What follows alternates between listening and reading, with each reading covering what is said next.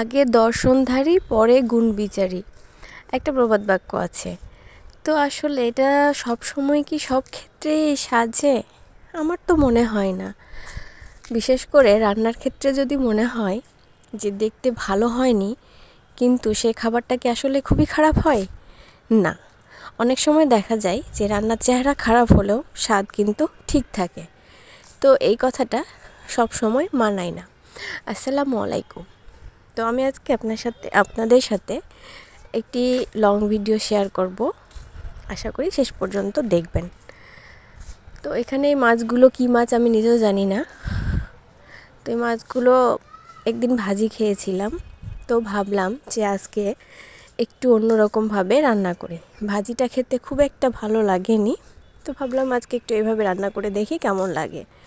তো প্রথমে মাছটাকে পরিষ্কার করে ধুয়ে হলুদ লবণ মাখিয়ে রেখে দিয়েছি। আর এখানে রান্নার জন্য পেঁয়াজ কুচি কাঁচামরিচ নিয়ে কিছুক্ষণ ভেজে নিলাম। তারপরে পেঁয়াজ বাটা, রসুন বাটা, আদা বাটা, লবণ, হলুদ, ধনে গুঁড়া দিয়ে মশলাটাকে একটু কষিয়ে নিচ্ছি।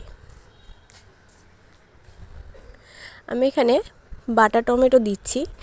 বাটা বলতে আপনারা ব্লেন্ডার করে নিতে পারেন। গোটা টমেটো দিলে জিনিসটা খুব একটা ভালো লাগে না, গোটা গোটা হয়ে থাকে, আর আপনার গ্রেভিটা বেশি আসে না। যদি বাটা টমেটো দেওয়া হয় তাহলে খেতেও ভালো লাগে আর দেখতেও ভালো লাগে।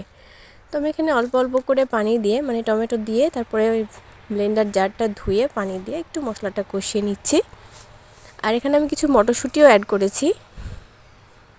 মটরশুঁটি দেওয়ার জন্য খাবারের টেস্টটা আরও বেড়ে গেছে। তো আমি যেহেতু মাছগুলো ভাজিনি, মশলা মাখায় রেখেছিলাম, এই জন্য যাতে লবণটা ভালো মতো ঢুকে যায়। এবার আমি অল্প আঁচে কষিয়ে নেব। আমি এখানে কোনো রকম আর পানি অ্যাড করব না।